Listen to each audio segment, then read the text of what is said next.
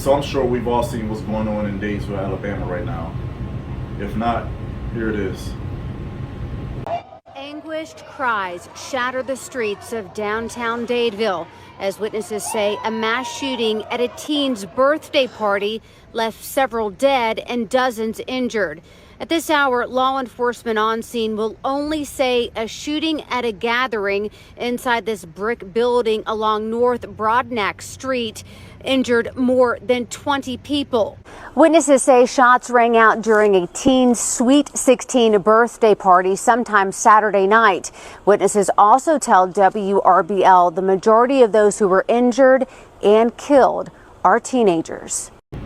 First, my prayers to everyone in Dadeville, Alabama, especially to the families, to the friends who lost sons, daughters, loved ones, everyone that's injured, kids, man, and teens, and I couldn't imagine being a parent and losing my child, losing my teen to gun violence. And unfortunately in the black community, our children and teens are 17 times more likely to die by gun violence than in our counterparts of the white community. It's sad, and then we talk about gun control and gun measures and let's ban this and let's ban that.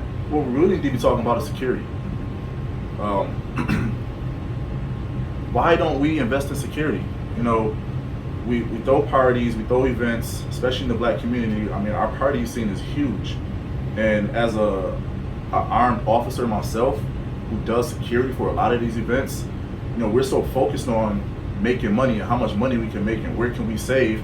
Security is always cutting the budget. Nobody ever wants to budget for security, or don't want to pay for security. It's like, what's the least amount of security that I can have? What's the least amount of security that I can pay for? That should be a number one priority when you're having an event. The capacity of the people that's coming in, and how can you protect them? How can you make them safe at your establishment? A lot of people going on, it's packed in there. Who knows what's coming in the door? Not to mention there's alcohol. We got to talk about security measures, and budget for your security, and stop thinking about how much of a profit you can make. You're gonna make your profit. Maybe you have to charge a little more at your door, or maybe you have to save a little more budget. But your security should be at the top of the list, even at a Sweet 16, because even at a Sweet 16, that 16-year-old has friends who's 17, who's 18, who's 19. Adults see parties and they take the opportunity to party for themselves as well. One of the kids that was killed at the Sweet 16 party was 23 years old. So of course there were other younger adults in there, in their 20s. So having security at the Sweet 16, it doesn't make it look bad. It doesn't diminish the aesthetics of the party. It's safety. So, and I'm not saying that security could have prevented what happened.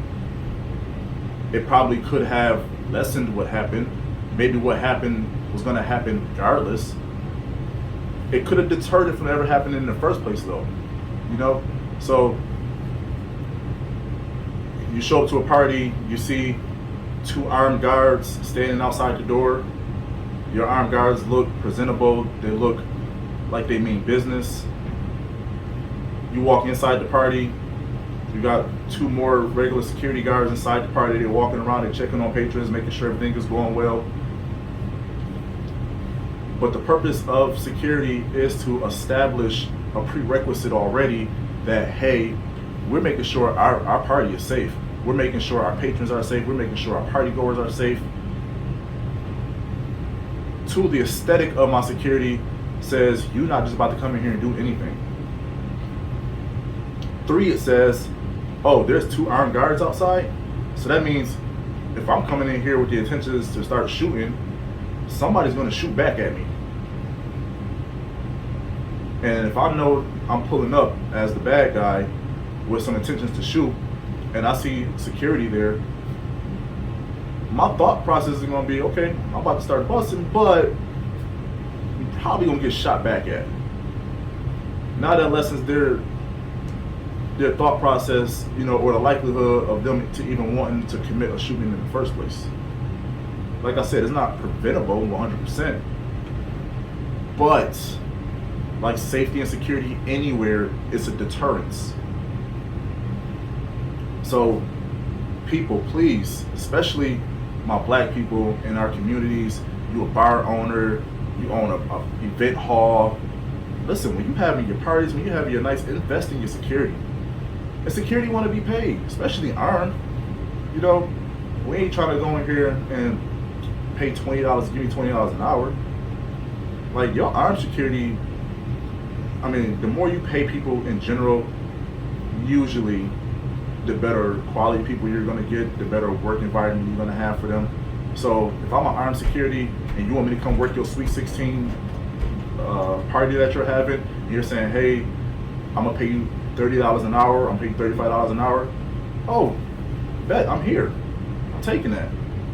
If you're telling me, oh, but I can only give you like $20 an hour, really? Like, I don't know if I feel comfortable taking $20 an hour to come work the Sweet 16. I'm sorry. Like, how much does the safety of your partygoers really mean to you?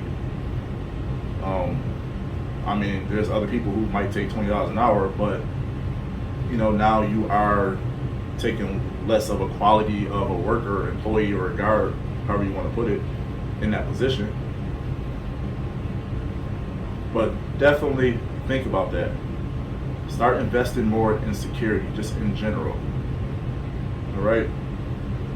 Follow me on Facebook at Shooters Ready Training. Follow me on Instagram at Shooters Ready Training. Follow me on my YouTube at Views from the Sights. The link is down below. Click subscribe, because again, like I always say, I'm here and I got shit to talk about.